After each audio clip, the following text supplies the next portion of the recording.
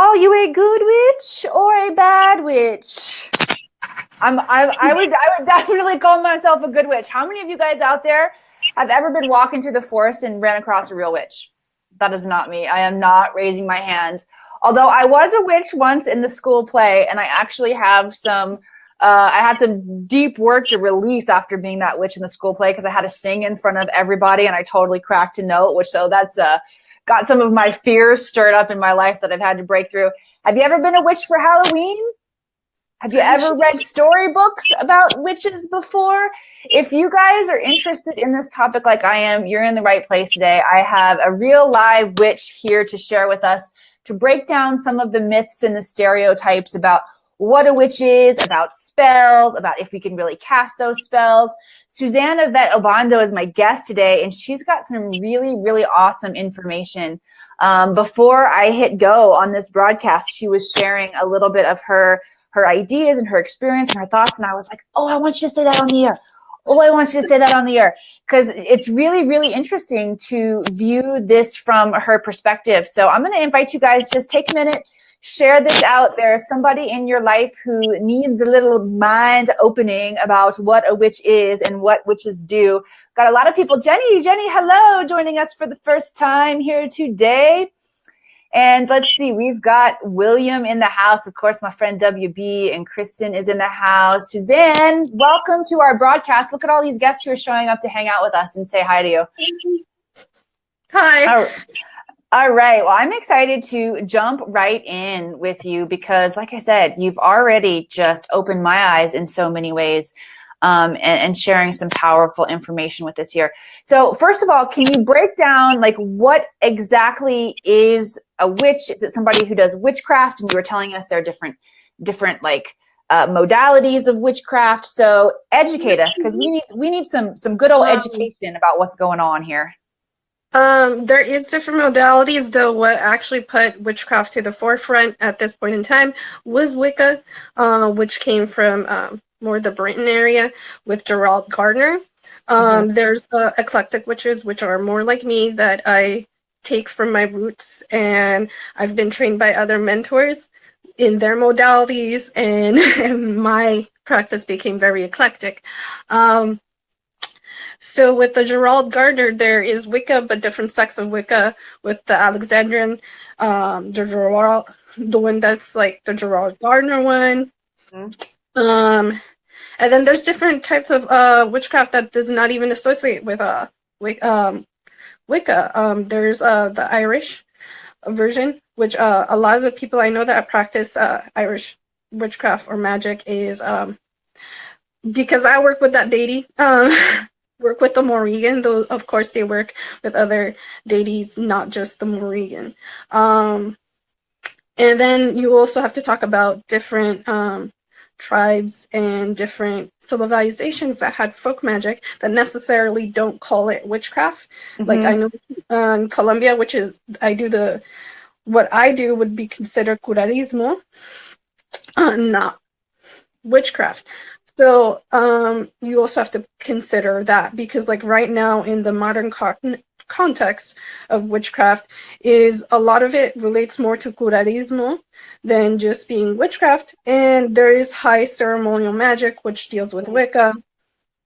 And so depending on the witch, you will get a different variation on how they do their practice or craft.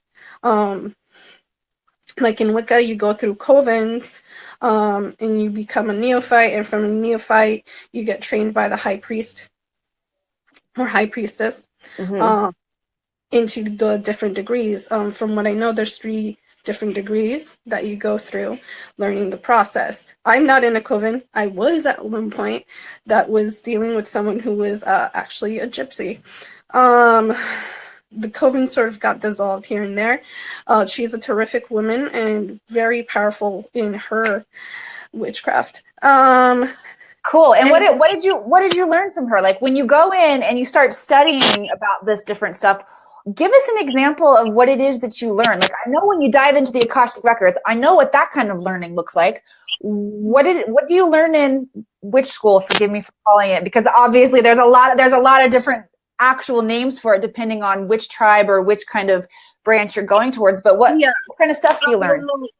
My first mentor, it was really basic. The first, when I first started, she taught me all about meditation, shielding and grounding, and setting a very basic altar, not like the altars I have now that have, because I have an altar that's like 5 years old and another one that's like 3, and it's built up now that I have connection with the spirits I've worked with. But when I first started, it was all about, you have to ground and you have to shield and you have to meditate. Does that sound familiar to anybody out there? If that sounds familiar to you, go ahead and raise your hand, give us some hearts and some likes. Maybe you're practicing your own version of witchcraft and you didn't really even know it. Maybe, like I said, we just all call it different things. I know with my students, I definitely take them through the process of creating an altar. So I'm loving all the synchronicities here that we're talking about. It's interesting because I know some that just throw themselves into doing spell work, but like for me, my mentor started me with like grounding, shielding, and meditation, and a lot of that is because when you're working with different energies and spell work, you yourself have to be very grounded and your energy pretty clear and centered to do all those things without being incredibly affected afterwards. Because what happens to you? What happens if you get in there and you start doing spell work and you're not grounded and shielded? Well, like I know some people say that you can get different entities or spirits attached that are attracted to whatever energies that you have when you're not centered or grounded, or it could interfere with how the spell works because your mind is not completely there and the effectiveness of what you're doing. Because the whole point of creating a spell, regardless of whatever your purpose is behind it, is to create change and using your intention to do it. So if you're not fully there to do it, it's not going to be effective.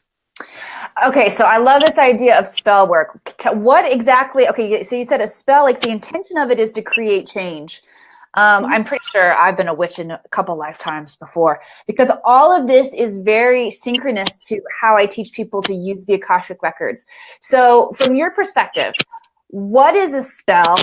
And okay, so I heard you say we use them to create a shift or a change, but what exactly is that? And how do we pull that energy to put the pieces together to create that change?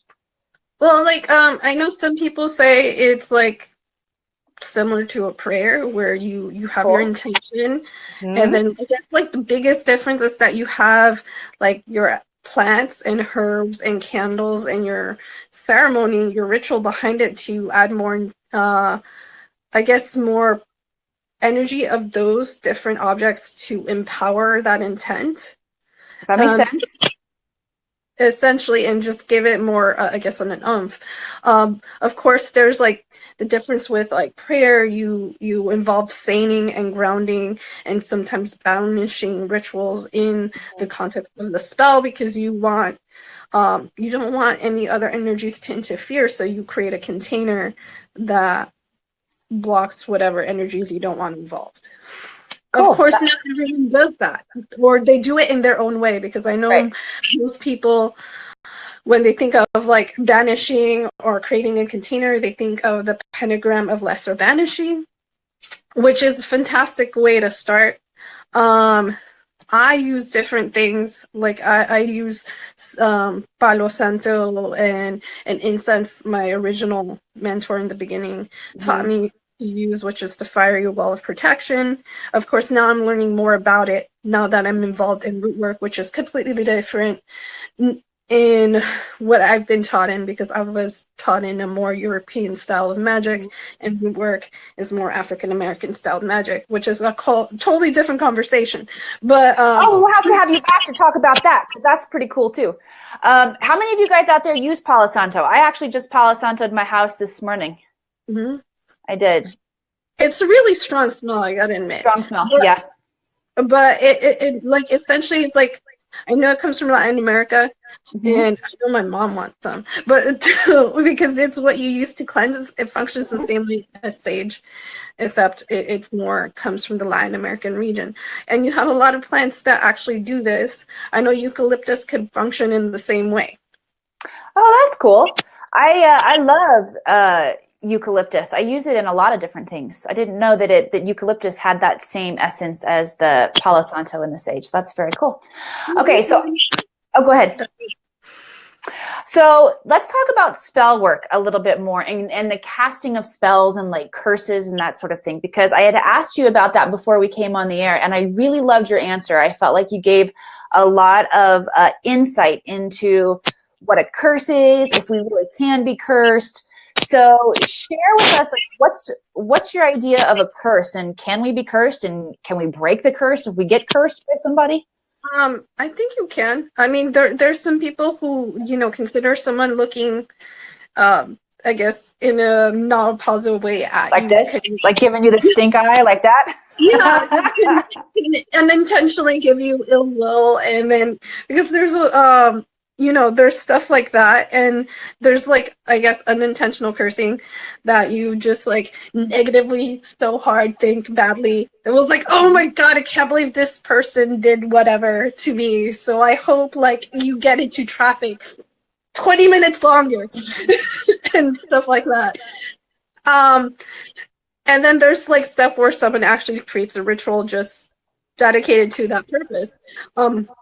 Do people abuse stuff? I'm like, yes, but like you also have, and like in my mind, you also have to consider the historical context of when these spells and the culture of where these curses were created, and if you consider that, you consider the environment, the culture, the historical context. Like some curses were help empowering people in oppressive situations, or through starvation or whatever problem there was, that required empowerment and helping oneself and claiming one's power and protecting oneself.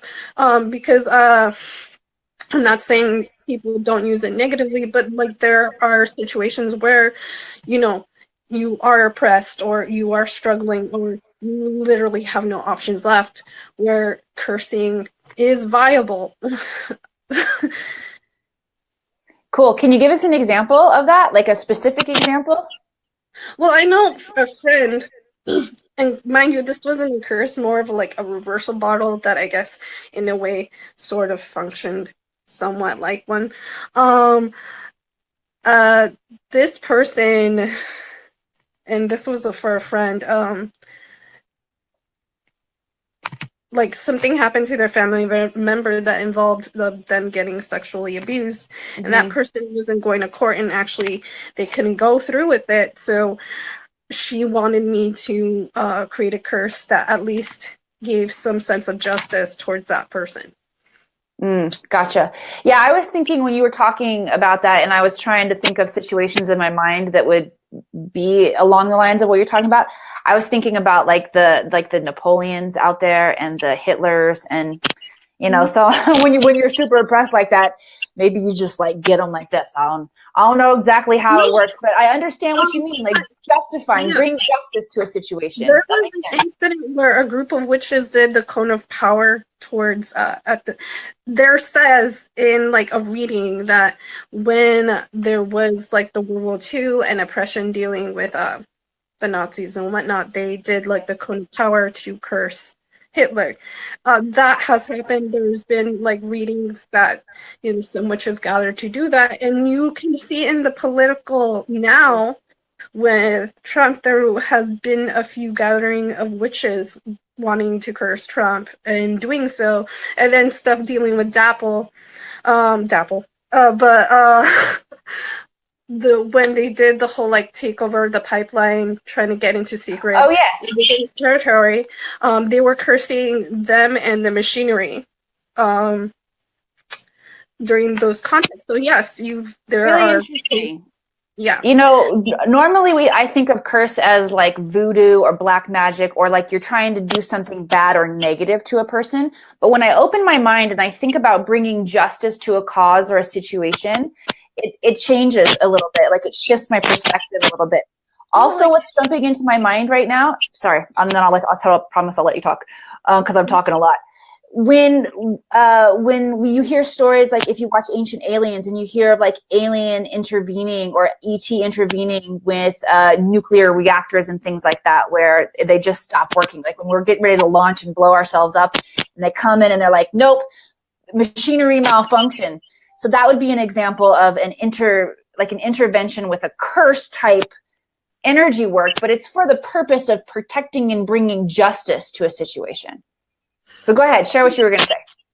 Well, like, and like cultures like voodoo and different other stuff, they're not necessarily bad. It's more like you also have to consider that at the time, especially with African Americans, a lot of their culture and religion was demonized to either get them afraid of their own culture or to have reason to oppress them. And so like voodoo and all those African American religions and folk magics are not necessarily bad, more demonized and not given their whole historical and cultural context. That makes sense. Okay, so David had a cool question here. I'm going to scroll back a bit. David had a question about what's the difference of different practices and methods and candles and things. I know you grabbed a couple of your divination tools before we started here.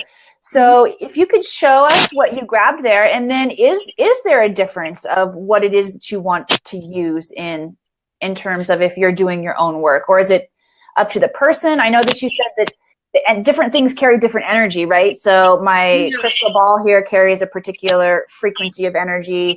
So does the Palo Santo. Well, yeah, I have already used Palo Santo and Fiery Wall of Protection. Like the Palo Santo is meant for cleansing. What I recently learned with the Firewall Protection, it does the same, but it also sets a boundary of your space.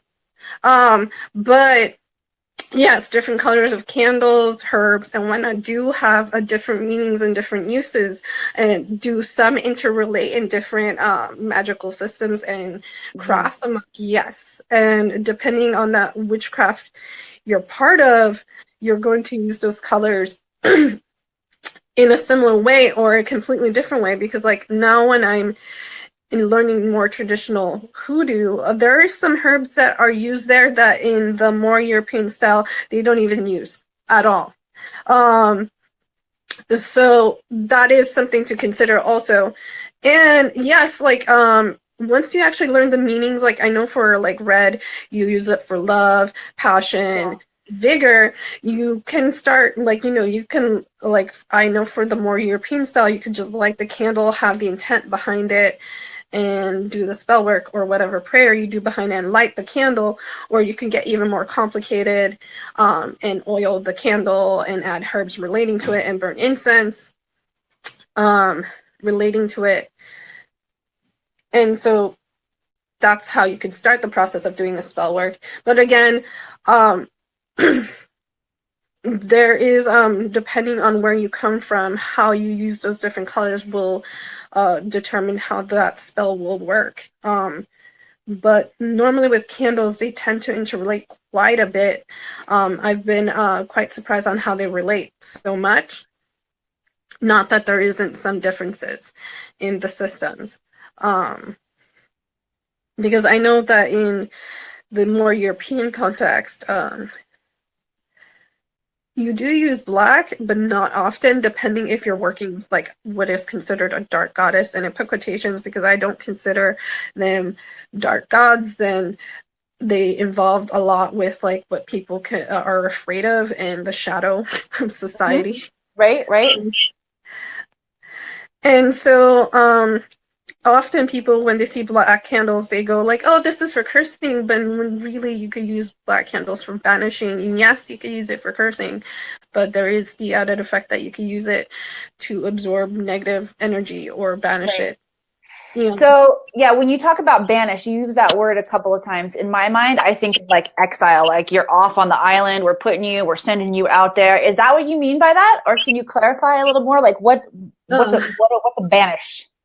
So banishing is pretty much clearing out any energy you don't want, essentially releasing I guess some people like that word better, but essentially I it like is. banish. I like that word. It feels more powerful. Like if, for example, I know a lot of people work with like releasing vows of poverty. Let's banish those babies instead of just release them. Let's like get them the hell out of here, right? Well, that's essentially because like the pentagram of lesser banishing, that's often used to, like, if you have a really negative entity in the Mm-hmm. house, um, to literally, I guess the appropriate word, exorcise it out, or even remove it from the person and like banish it from the space because you don't want that kind of energy. Um, So those are those things, like, you just like, Got it. no, this is my space, this is my boundary. I don't want that kind of energy there. Of course, like I said, me, I don't go around doing ritual of lesser banishing like 24/7. I do the more, like, I guess I tend to be more herbal in the way I approach it, my banishings, which I use a lot of herbs to create a spiritual cleansing and stainings. With staining and cleansing are kind of the same thing. Mm-hmm. And setting the boundary. And Cool. then So some people, is that what you do for clients? So when they come to you and they're like, okay, I got this problem, are you like, okay, let's figure out what kind of spell we do to shift it? so like, I don't really take clients anymore. I kind of like, after I guess the COVID dissolved with my friend who does her own gypsy magic, and I did a lot of work for other people, cleansing and clearing and crossing over spirits. And it was just so much work and so much intensity. Mm. And and mind you, I was doing this for free at the time, so I kind of like decided, I'm not gonna do this until when I feel that I'm prepared to give it to people. And I'm actually currently in other modalities. I still do the spell work and witchcraft personally with people locally in the Mm-hmm. community, but I don't go out there and go like, this is my service, please come to me. I do answer questions like here and there. So I'm just, I guess, a wandering witch of like, maybe if you need me, I'll give you answers. Um, and that's kind of where I'm at. I don't really work with clients right now because of the intensity of the last clearing that I did, which was Mm. actually like months ago. And then after I did that clearing, I ended up moving to a new place where there was just so many clearings. I had a clearing in a house where I actually did delve into doing banishing rituals because it was just too much. And then I moved, and then I did like for a week, almost 2 weeks straight, clearings and uh, crossings for spirits for a week Mm. straight. That it was just too intense, and I realized, I'm like, I need to take a long break and take care of my foundation Yes. in witchcraft. And then I started getting involved in getting trained in traditional root work, and now I've been concentrating in learning that. And then now I'm in a different, I still do witchcraft, but now I'm involved in a religion that relates to my roots, and I've been concentrating more on that and learning root work properly. That That's now beautiful. Mm-hmm. yeah. I love it because I feel like as light workers, as these energy workers here on the planet, our process of evolution doesn't stop. It's like we're constantly seeking growth and more knowledge and expansion, just like the planet is. I mean, the nature of the universe is ever expanding. So it makes sense that we continue to grow and expand ourselves. So I love that root work. Now, when you talk about root, I automatically think root chakra, but are you talking more about like ancestral roots, like our heritage and our background? No, root work is specifically an African American folk magic that Cool. came from people who were slaves, and then their magic synthesized with like like mixed in with other cultural magic, and it's specifically African American. Mm-hmm. And a lot of African American, I believe, Baptist who practice it, and they use a lot of herbs and roots. And so I'm guessing the context comes from the fact that they use herbs and roots. Got it. And Very root work. interesting. I love it. I'd love you to come back and share with us more about that on another show. I know everybody right now is probably very excited to know where they can connect with you, because you do a couple of shows, I believe? I do a couple of shows. Well, currently one, and it's called Alternate Perspective, where I do bring in people like who are star seeds or Santeria priest, or a root worker, or someone with their specific activist or political work. Is essentially the point of the show is getting really different perspectives out there, regardless if I agree or not, to Beautiful. give them information so people have more of a understanding of what's going on out there, and maybe through understanding have more of, I guess, tolerance or appreciation of the diversity of humanity. That's a beautiful service that you're providing to the world, my friend. Thank you for that. Where can they find you if they want to tune into that show? And I know we all do. I actually have a Facebook, which I can post on the video. Awesome. Yes. Go ahead and feel free to go put that in the comments after we hang up, or if you have two devices and you want to do that now. So guys, you can find those, that you'll be able to find that link in the comments when you come back and check the comment links section here. Cool. All right. I know one thing that we didn't get to see was, I know you grabbed some of your tools. So will you show us quickly what those tools were that you grabbed, and tell us what you use them for? Well, that's Palo Santo. Oh, you got the Palo Santo, right? Mm-hmm. And then it's the firewall protection, which I use. I use it every Sunday to like kind of reinstate the container in my space. Beautiful. Yeah, because I have like 2 altars. I think you can see one over there. Awesome.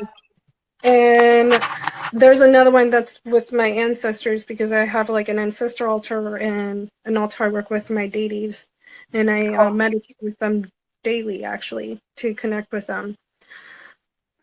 Beautiful. Thank you so much, Suzanne-Yvette Obando, for joining us here. You have been a super interesting guest, and I'm excited to have you back and talk more about the things that you're learning and doing. It's really, really so important to dissolve those boundaries between what we think is okay and what we think isn't okay, because the truth of the matter is, guys, the world is expanding.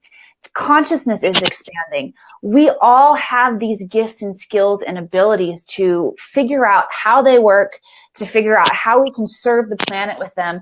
And that's exactly the kind of knowledge that we're teaching and sharing inside the Akashic Academy. We're creating a space for people who want to make this kind of spiritual growth a priority, and people who want to learn more about the idea of mystery schools and what we can do with this energy to really serve the planet. So if that's something that interests you, I invite you to reach out to me privately, and I will share with you more about becoming a member inside the Akashic Academy. I'll be teaching an intuitive development class inside the Academy later today for our members only. So there are new workshops every single week where you can tune in and learn and grow. And I thank you guys for joining us. I hope you have a great rest of your day. Suzanne, thank you for joining us as well. Namaste, everybody, and we'll see you back here again. Bye.